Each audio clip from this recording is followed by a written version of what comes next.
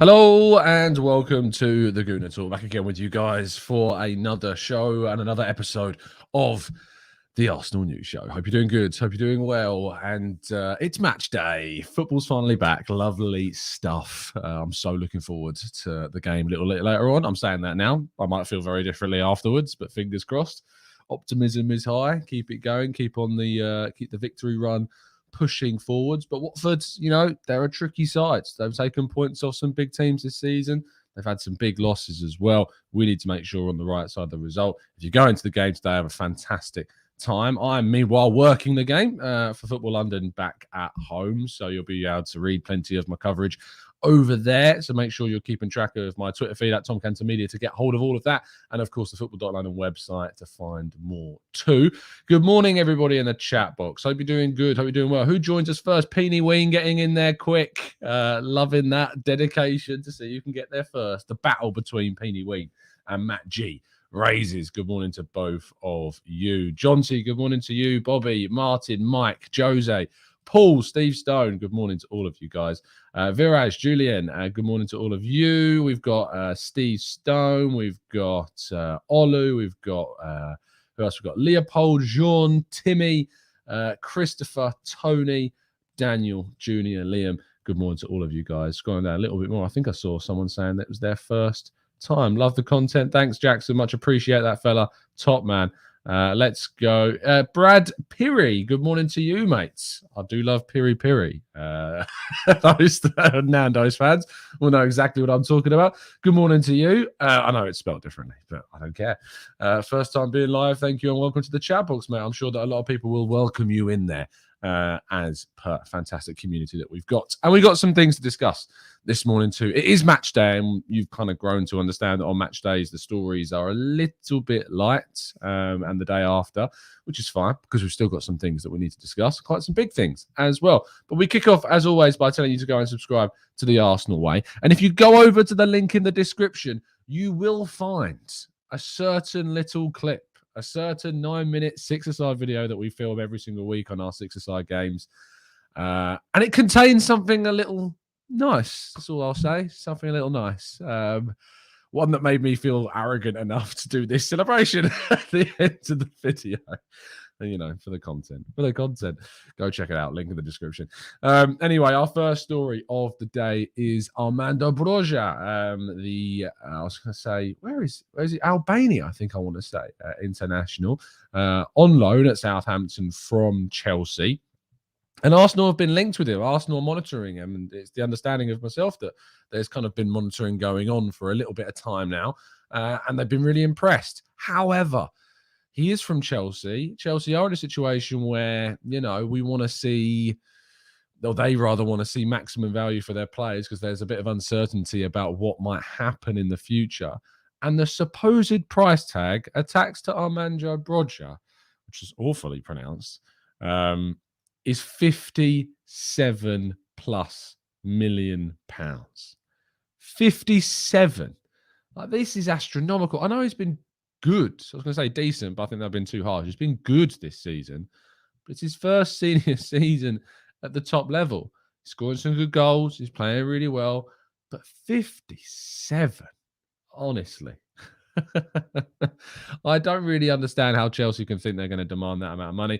Southampton, I think we're looking at 25 million pounds was the quoted figure earlier on in the campaign when they wanted to sign him permanently.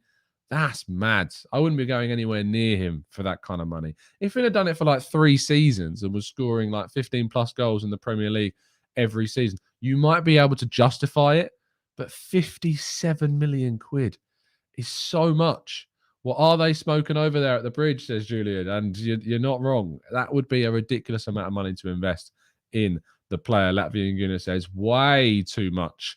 For that price, you can get someone better. WTF, says Chris. Timmy says 60 million, too much for me, but might help Roman get a new yacht after his current one got seized.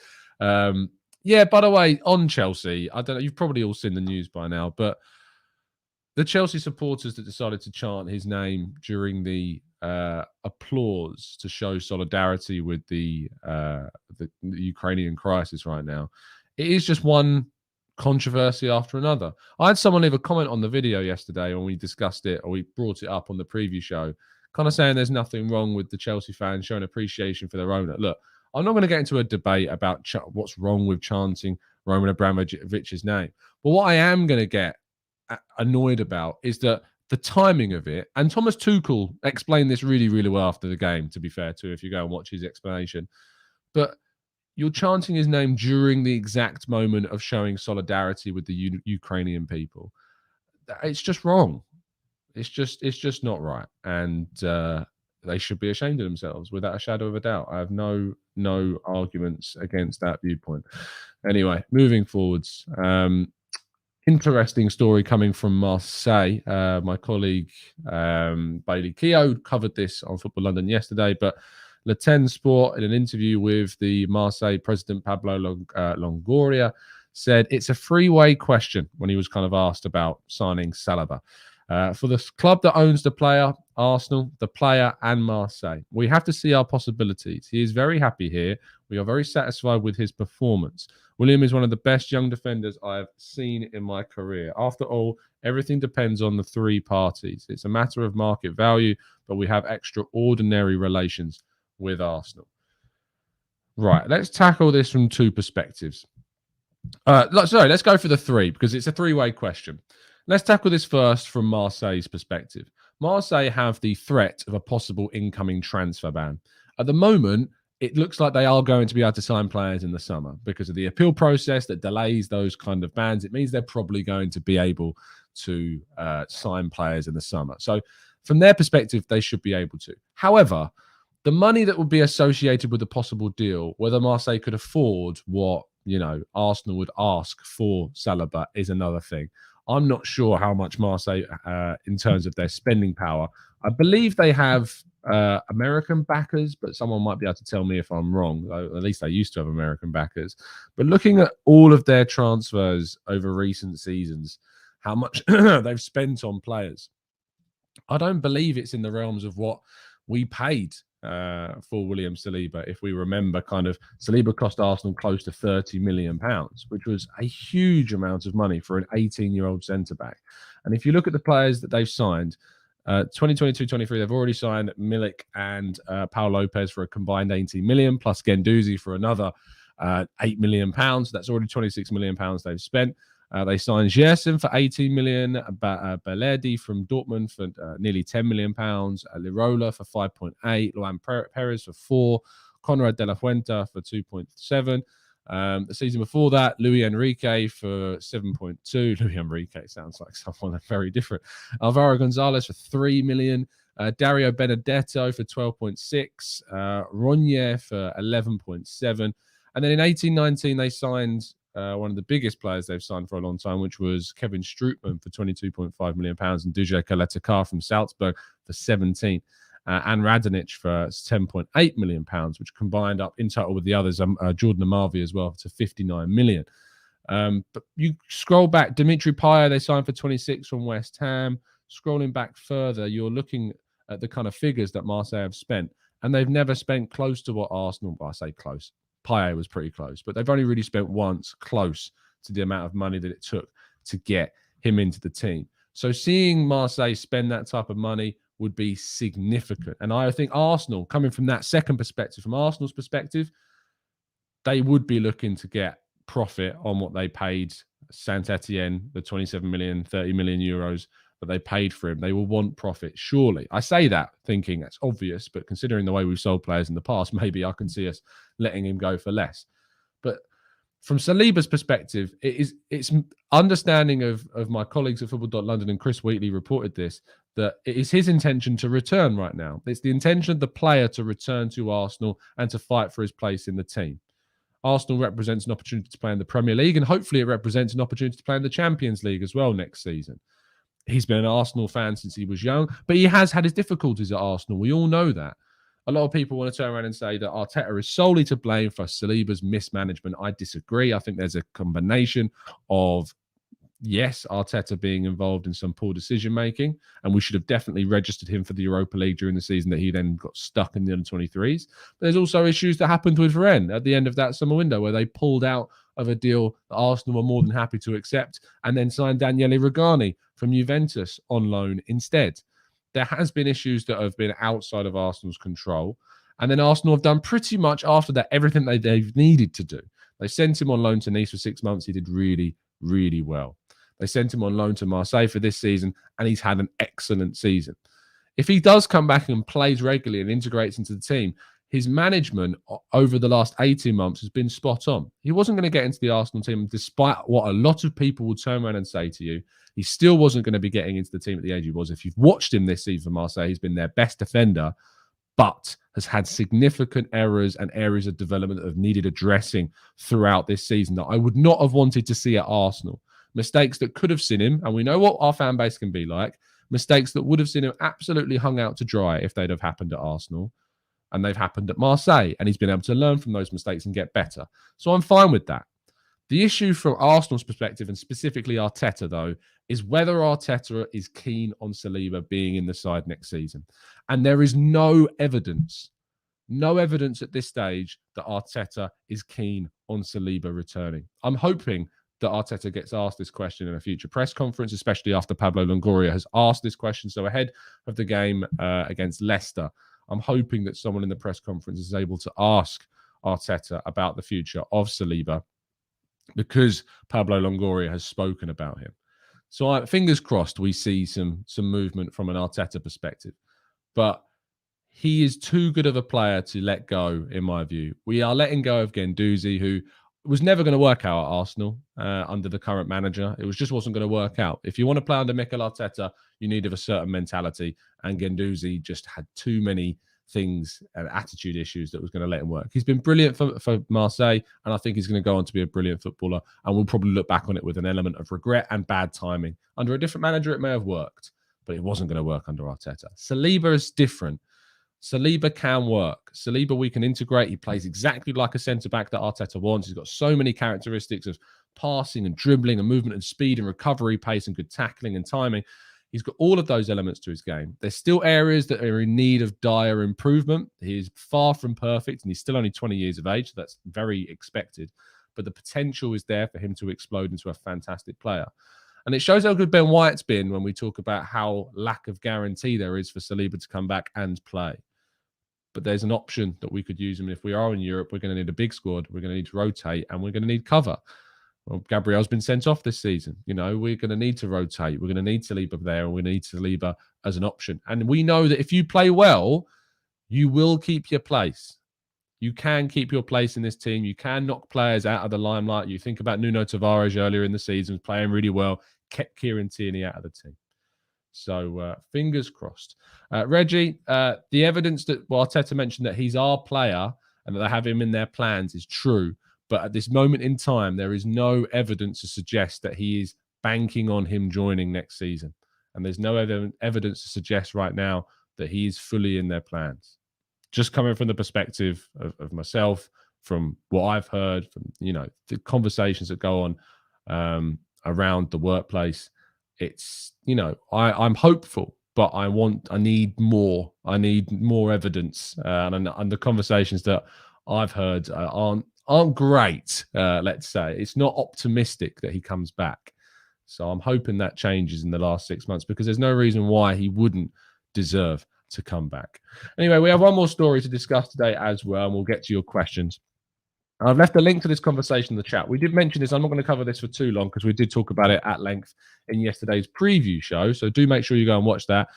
Myself, Alex, Jared, and Hamza had a really good conversation about the Watford game, but we also discussed what you may have or may not have seen. But Granit Xhaka sat down with Akil from the Arsenal Supporters Trust. Link to that video is in today's description, in which he talked about online abuse, and he talked about the way in which people abuse him, either on social media, on YouTube channels, on Instagram, comments.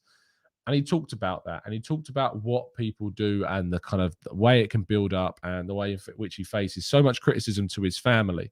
Now, I always talk about what happened against Crystal Palace with a level of understanding.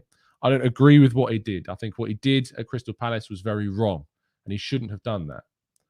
But there is an understanding from my perspective that if I was in that situation And Arsenal fans, despite it being my club, and you have to remember that he's not even an Arsenal fan. He's an Arsenal employee and an Arsenal player, and it is different. But you have to understand that if your unborn child and your family are being abused on a daily basis, and then you're at a point where you're being subbed off and cheers and boos are coming in your direction, no, he shouldn't have done what he did. But I understand why he did what he did. And I don't like him for it. But, at the same point, I can understand why he had that behavior. And when the abuse continues and he talks about death threats towards his family and death threats towards his children, it's unacceptable.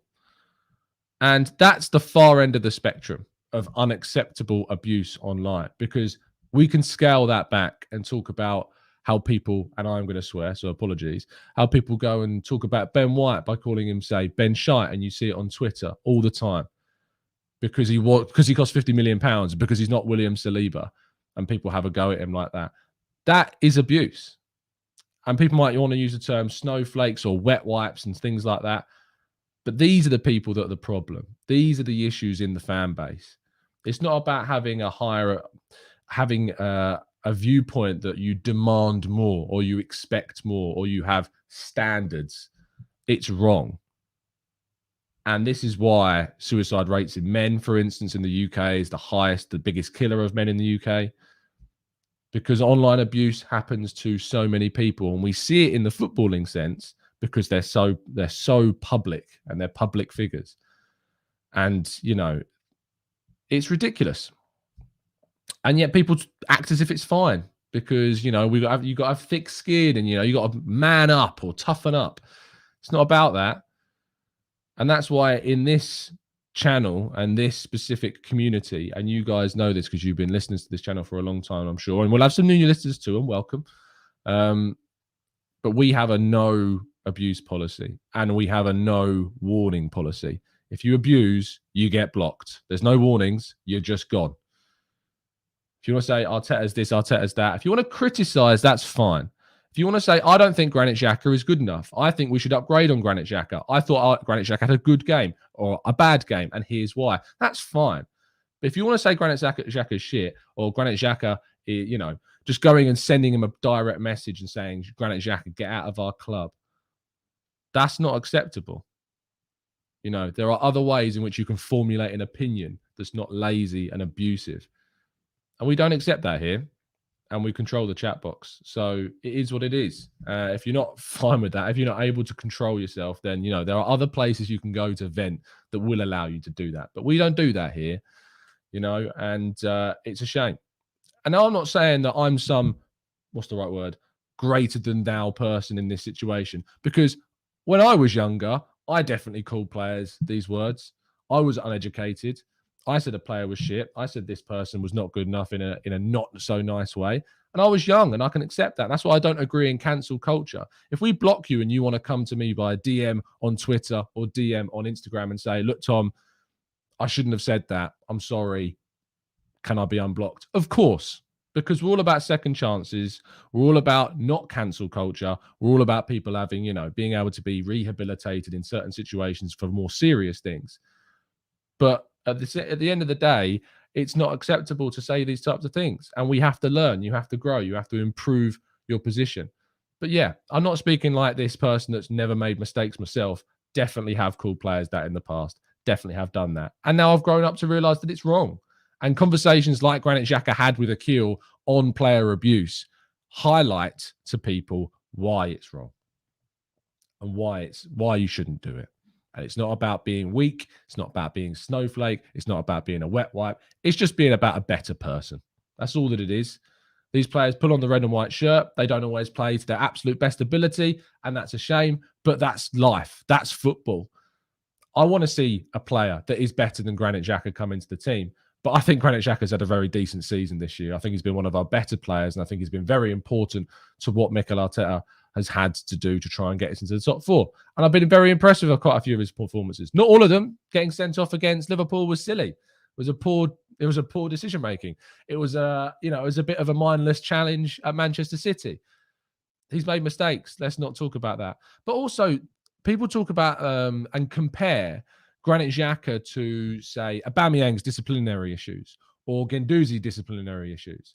And they're different because Xhaka's discipline off the field and what Xhaka does off the field is very different. And the reason why he gets sent off and gets straight back into the team is because he's fully committed to the club still. He's fully committed to playing the next game and playing to his best ability. You know, he follows the non-negotiables that Arteta sets out. Sure, he makes mistakes. Sure, he gets red cards. Sure, he does silly things. But that's not going against the non-negotiables that Arteta sets out. These aren't disciplinary issues off field. They are different. They are separate. And that's why he gets into the team again after getting red cards and making mistakes. I understand where the people are coming from with that argument, but it isn't right. And it doesn't correlate to what some of the issues that Aubameyang say has done or Guendouzi say has done. It is different. Anyway, there's my rant. There's that over. We're going to go to the chat box and go to your questions now. I know it's taken 20 minutes to get there, but there were some things that I definitely wanted to say this morning. So I hope you're doing good and well. I hope you've survived through that 10 minutes of chat. And there we go. Oh, there we go. Dearie me. We can move you on. Let's go to the chat box then. Let's go to your questions and we'll see you soon.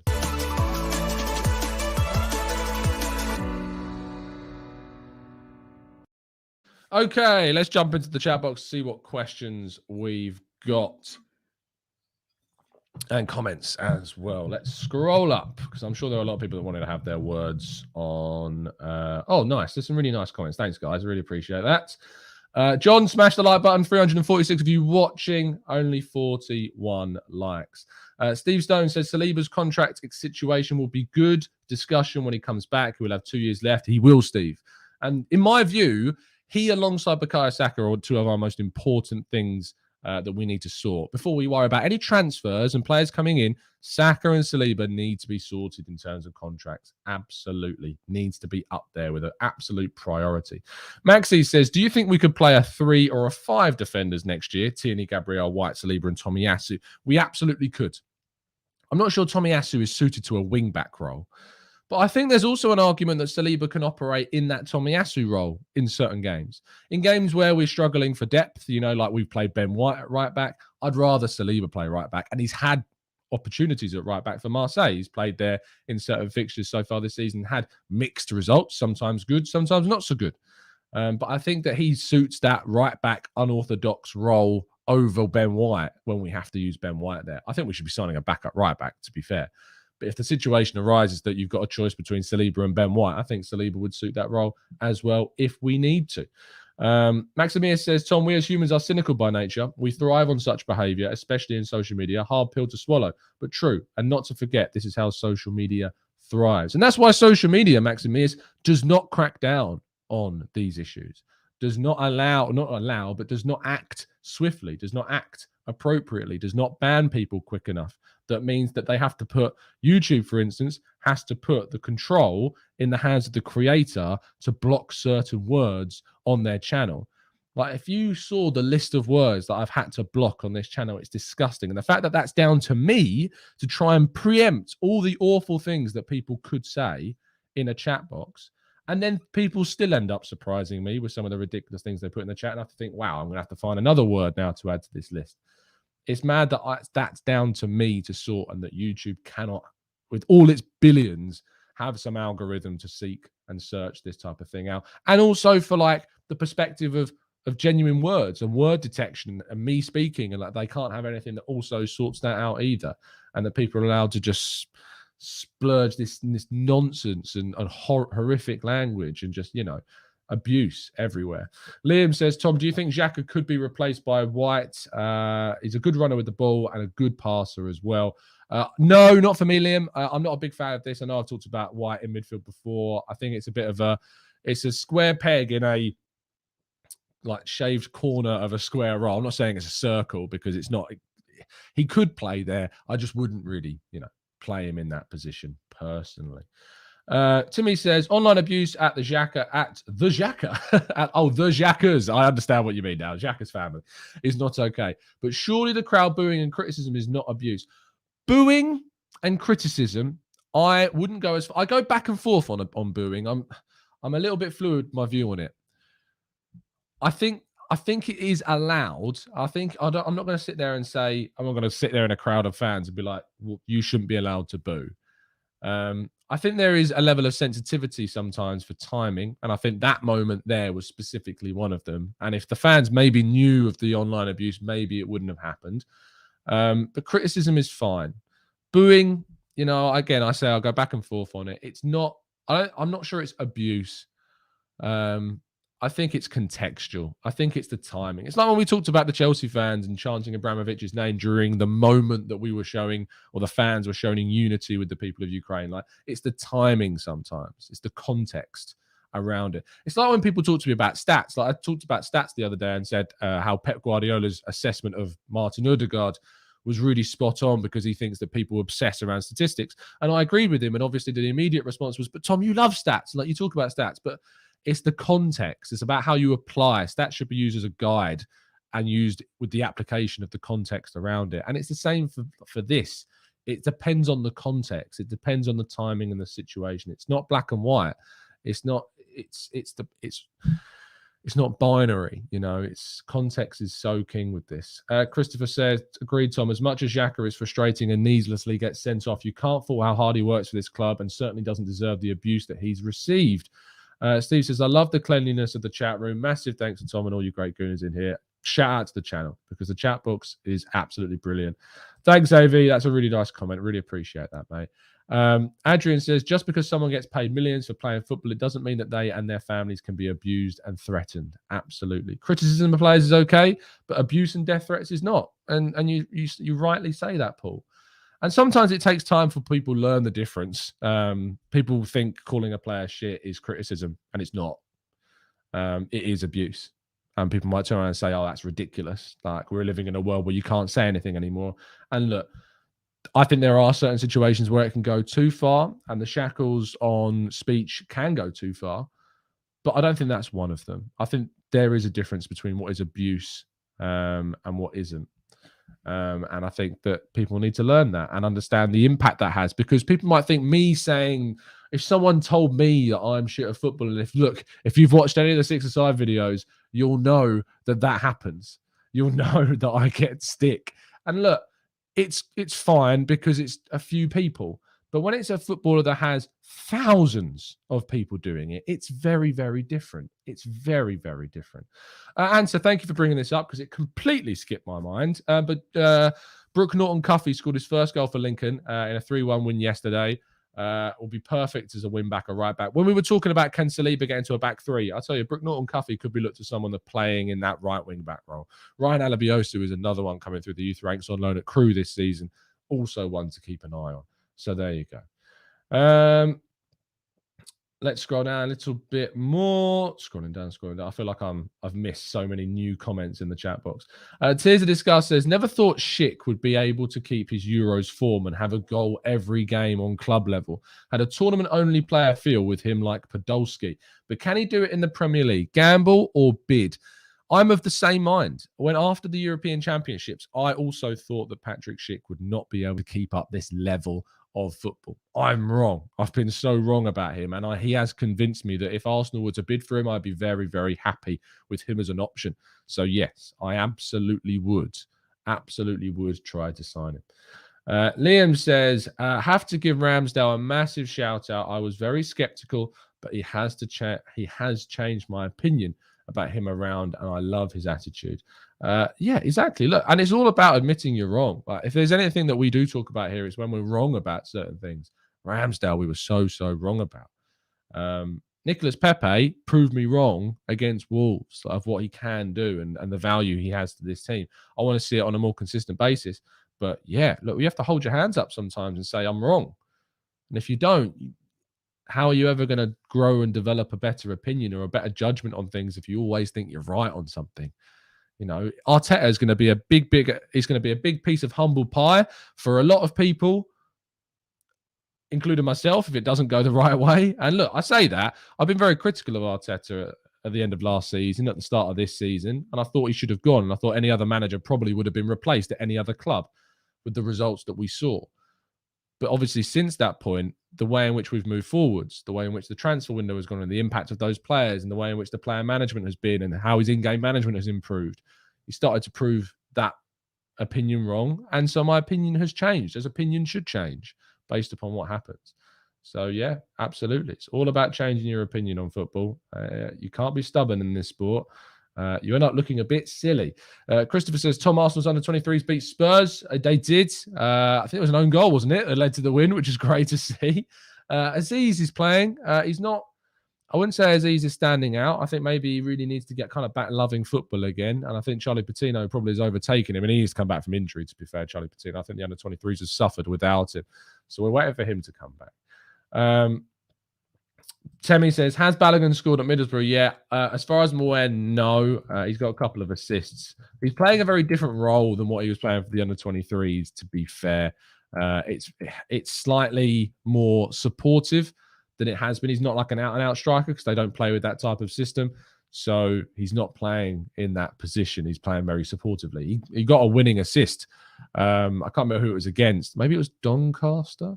No, I don't think it was Doncaster. I can't remember who it was, but he got a very decent assist from Middlesbrough that helped them win a game, and it was a great bit of play as well. So if you can find it, find it. John says, YouTube are just passing the buck by not doing anything to block horrible words that they can say, and if it's not due to who runs the channel, so they don't get in trouble. Absolutely. Hero says, we're going to get top 4 easy. I hope you're right, mate. I really do. You're tempting fate a little bit there. What do I think the score's going to be, Josh? Go and watch my preview show. I do this and I say this every time. If you want to know my predictions, go watch our preview show. We did it yesterday with Hamza. We did it with Alex, and we did it with Jared. It was a really good chat and a discussion. It's the last video that we got on the channel. Do go and watch it. And also go and watch the Arsenal Way 6-a-side video. Link in the description for that. So do make sure it's worth doing. Trust me, it's worth clicking on the video. It's really funny. Leopold says, Tom, would you take Gabriel Jesus? Not on his own, but I would take him alongside, say, a Schick, or alongside a Calvert-Lewin, or alongside a striker with your more physical presence about them. Yeah, I would. I think I find it mad when I see people go, no, not good enough. You're mad. He's got like 200 plus games for Man City. And he's been playing, in a rotation-based team in different positions with a very different style role. I think he would be an asset to Arsenal if we had him. I'd absolutely love to see him in the team. I'd rather have Calvert-Lewin over Watkins, Maximios, personally. Czech Perk says, any insight on how we couldn't have gotten a 9 on loan back up at the very least? Czech, this is one of my big criticisms of the January window. I feel that there were players that we could have got. I think we could have got a Weghorst on a 2-year deal. I think we could have got an Artur Cabral on a 2-year, no, more than that, probably a 4-year deal because of his age. There were options. And that's the criticism I have during the January window. If we get top 4, it won't matter and we won't even need to think about it. If we don't, and it's because we didn't score enough goals, we're going to rightly look back on January and think, why didn't we bring something in just for 6 months? Joshua, the latest on Noah Lang is that Arsenal have an interest. That's it. 35 million euros is the price tag, supposedly, that Club Brugge want. Arsenal are tracking him and like him, but there are question marks around the social side of him and the personality side of him. There are some questions about his lifestyle that need to be taken into account because there's worrying stuff. But Arsenal are interested and they appreciate the player, and they should, because he's got bundles of ability. So there you go. Anyway, we are going to wrap things up there. If you could drop a like on the video, I'd really, really appreciate it. And obviously, we'll be back this evening, with a reaction to the scoreline between Arsenal and Watford. I'll be live on the Arsenal Way straight after the game as well. So just about 10 minutes or so after full time, we'll be live, myself and Chris, having a chat about the game. So you can join us in the chat box too.